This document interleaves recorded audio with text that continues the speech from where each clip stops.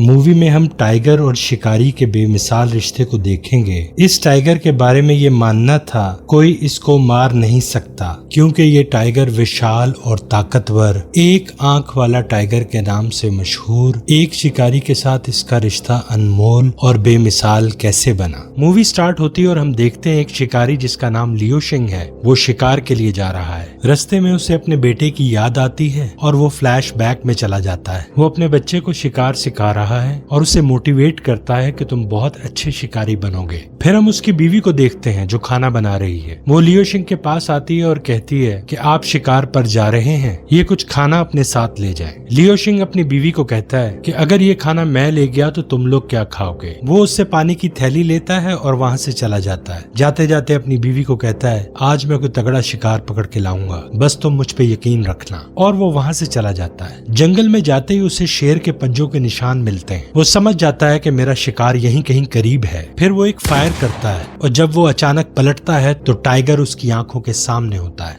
वो अपना निशाना लगाता है। शिकारी बहुत माहिर है। फिर सीन शिफ्ट होता है। हम एक जनरल को देखते हैं जिसके सामने मेजर कोकीरा खड़ा है। जनरल उसे आवाज देता है, मेजर कोकीरा, मुझे तो टाइगर किंग चाहिए, क्या तुम उसे पकड़ सकते हो। मेजर कोकीरा घबरा कर कहता है सर आप मुझ पे यकीन रखें, मैं आपको निराश नहीं करूंगा। जनरल मेजर कोकीरा को कहता है लेकिन हमारे पास वक्त बहुत थोड़ा है, यहाँ के कोरियंस भी नहीं चाहते कि हम टाइगर्स का शिकार करें। मेजर कोकीरा यकीन दिलाता है सर आप मुझे मौका दें। जनरल उसे वहाँ से जाने के लिए कहता है। फिर हमें कुछ शिकारी दिखाई देते हैं। उन्हें जंगल में एक लाश मिलती है। टाइगर्स के पंजों के निशान भी मिलते हैं। वो कहते हैं टाइगर यहीं से दोबारा गुजरेगा। फिर सीन शिफ्ट होता है। फिर हम मेजर कोकीरा को देखते हैं। मेजर कोकीरा अपने सैनिकों से पूछता है कि क्या उस टाइगर का कुछ पता चला। उसके सैनिक उसे कहते हैं नहीं सर, अभी तक कुछ पता नहीं चला। मेजर कोकीरा पहाड़ों को देखते हुए कहता है मुझे वो टाइगर हर कीमत पर चाहिए। फिर उसके साथी उसे खबर देते हैं लियो शिंग को पकड़ के लाए हैं सर। जाते हैं तो वो सो रहा होता है। मेजर कोकीरा लियो शिंग से पूछता है कि क्या तुम मुझे उस टाइगर के बारे में कुछ बता सकते हो। लियो शिंग कहता है आप मुझसे बार बार एक ही सवाल करते हैं, आपको मालूम होना चाहिए मैंने शिकार छोड़ दिया है। मेजर कोकीरा उसको वहाँ से जाने के लिए कहता है। लियो शिंग जब वहाँ से बाहर निकलता है तो उसका बेटा उसका इंतजार कर रहा होता है। बेटा कहता है बाबा जान मैं आप ही का इंतजार कर रहा था। बेटा अपने बाप को कहता है बाबा जान शिकारी शिकार करने का कहते हैं तो आप उन्हें मना क्यों कर देते हैं। लियो शिंग अपने बेटे को कहता है अभी तुम छोटे हो, तुम्हें कुछ पता नहीं। सीन शिफ्ट होता है। फिर मेजर कोकीरा एक शिकारी को बुलाता है। ये शिकारी लियो शिंग का पुराना साथी है। मेजर उस शिकारी को कहता है कि क्या तुमने उस टाइगर को पकड़ने का कुछ सोचा है। वो शिकारी कहता है कि उस टाइगर को पकड़ना इतना आसान नहीं। मेजर उस शिकारी को बताता है कि जनरल साहब इस दफा उस टाइगर को लिए बगैर नहीं जाएंगे, वरना तुम और मैं अपनी नौकरी से हाथ धोने के लिए तैयार हो जाएं। मेजर कहता है मैंने लियो शिंग से बात की थी पर मुझे नहीं लगता वो हमारा साथ देगा। शिकारी कहता है मैं उससे जानता हूँ, उससे जबरदस्ती शिकार नहीं करवाया जा सकता। फिर हम आगे देखते हैं कि शिकारी शिकार करने के लिए जंगल में जा रहे हैं। उसके शिकारी उससे पूछते हैं कि क्या वो टाइगर आएगा। शिकारी कहता है कि उसकी सूंघने की शक्ति बहुत तेज है, उसका मरा हुआ बच्चा मेरे पास है, वो गंध सूंघते ही जरूर आएगा। टाइगर को पकड़ने के लिए वो वहाँ जाल बिछाते हैं। टाइगर ये सब छुप कर देख रहा होता है। अचानक उन्हें ऐसा लगता है कि जाल में कोई फंस गया है। वो उस तरफ भागते हैं। वो पहुँचते हैं तो देखते हैं कि जाल में भेड़िए फंस चुके हैं। टाइगर बहुत चालाकी से अपना मरा हुआ बच्चा वहाँ से ले जाता है। शिकारी वापस अपने घर आ जाते हैं और वहाँ बैठकर नया प्लान तैयार करते हैं। दोनों में बहस हो जाती है। शिकारी अपने साथी को कहता है मैं लियो शिंग से मिलूंगा। उसका साथी उसे कहता है जब उसने मना कर दिया तो फिर तुम क्यों जा रहे हो, तुम उसके मना करने का मतलब समझते हो, वो हमारा उस्ताद है,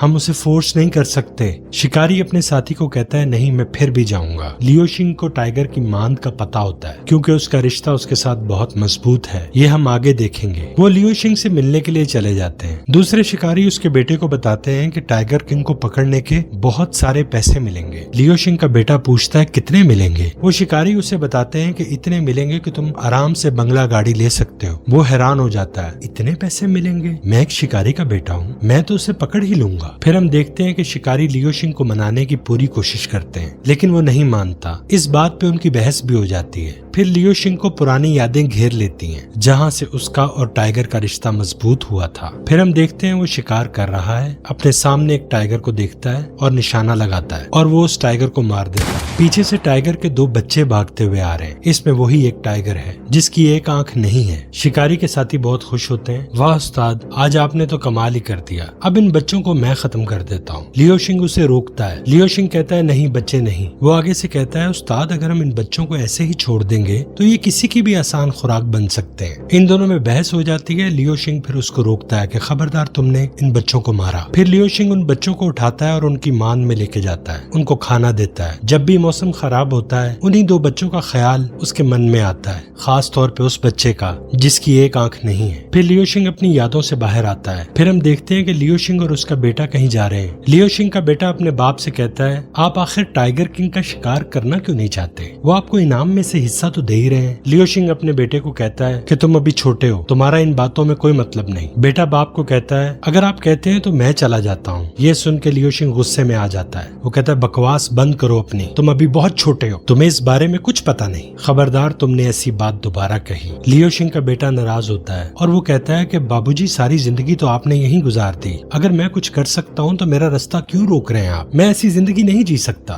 میں اپنے آپ کو کہیں دیکھنا چاہتا ہوں۔ بچہ ناراض ہو جاتا ہے اور وہاں سے چلا جاتا ہے۔ پھر ہم آگے دیکھتے ہیں کہ لیو شنگ کا بیٹا فوج میں بھرتی لے لیتا ہے۔ میجر کوکیرا اسے کہتا ہے کہ کیا تم بندوق چلانا جانتے ہو؟ وہ کہتا ہے ہاں، میں شکاری کا بیٹا ہوں۔ وہ اسے انعام میں بندوق دیتا ہے، یہ ہمارے خاص سینکوں کا ہتھیار ہے، یہ تمہیں انعام میں دے رہا ہوں۔ لیو شنگ کا بیٹا بہت خوش ہوتا ہے اور وہ وہاں سے چلا جاتا ہے۔ میجر کوکیرا اس شکاری کو کہتا ہے بیٹا آ گیا ہے، باپ بھی آ جائے گا۔ پھر بہت سارے سینک ٹائیگر کنگ کو پکڑنے کے لیے جنگل میں جاتے ہیں۔ وہ جنگل میں جگہ جگہ پھیل جاتے ہیں۔ ابھی وہ انتظار کر ہی رہے ہوتے ہیں کہ ٹائیگر کنگ اچانک ان سب کے سامنے آ جاتا ہے۔ ٹائیگر کنگ غراتا ہے، سب ڈر جاتے ہیں، وہ سب پہ حملہ کرتا ہے۔ لیو شنگ کا بیٹا ٹائیگر کو دیکھ کے بہت حیران ہوتا ہے۔ لیو شنگ کے بیٹے کے پیچھے ایک سینک ٹائیگر کنگ پہ بندوق تان دیتا ہے۔ لیو شنگ کا بیٹا سمجھتا ہے کہ ٹائیگر مجھ پہ اٹیک کرنے آ رہا ہے۔ اس غلط فہمی میں وہ فائر اوپن کر دیتا ہے اور ٹائیگر اس سے بھی زخمی کر دیتا ہے۔ جو شکاری دوسری طرف مورچہ بنا کے بیٹھے ہوتے ہیں انہیں خبر ملتی ہے کہ وہاں ٹائیگر کنگ نے حملہ کر دیا ہے۔ وہ تیزی سے وہاں پہنچتے ہیں۔ جب انہیں پتہ چلتا ہے کہ ٹائیگر یہاں سے جا چکا ہے، اچانک شکاری کی نظر لیو شنگ کے بیٹے پہ پڑتی ہے۔ وہ کافی زخمی ہو چکا ہے۔ شکاری اسے کہتا ہے تم ادھر ہی رہنا، میں ضرور واپس آؤں گا۔ جب وہ سب ٹائیگر کے پیچھے بھاگتے ہیں تو برف پہ خون کے نشان ملتے ہیں۔ شکاری ان خون کے نشان کو دیکھ کر کہتا ہے یہ تازہ خون ہے، وہ یہی کہیں ہوگا، آج میں اس کی کھوپڑی میں گولی مار کے رہوں گا۔ اتنی دیر میں ان کا ایک ساتھی کہتا ہے لیو شنگ کا بیٹا کہاں ہے؟ کیا تم نے دیکھا اس کو؟ شکاری جھوٹ بولتا ہے، نہیں میں نے نہیں دیکھا۔ وہ اس کی تلاش میں اسی جگہ جاتے ہیں۔ وہ جاتے ہیں اور دیکھتے ہیں کہ بھیڑیوں نے لاشوں کو کھانا شروع کر دیا ہے۔ وہاں وہ فائرنگ کرتے ہیں تاکہ بھیڑیے بھاگ جائیں۔ شکاری کو اچانک لیو شنگ کے بیٹے کی جگہ نظر آتی ہے جہاں وہ اسے ملا تھا، وہ وہاں نہیں ہوتا۔ وہ سمجھ جاتا ہے کہ بھیڑیے اسے اٹھا کے لے گئے۔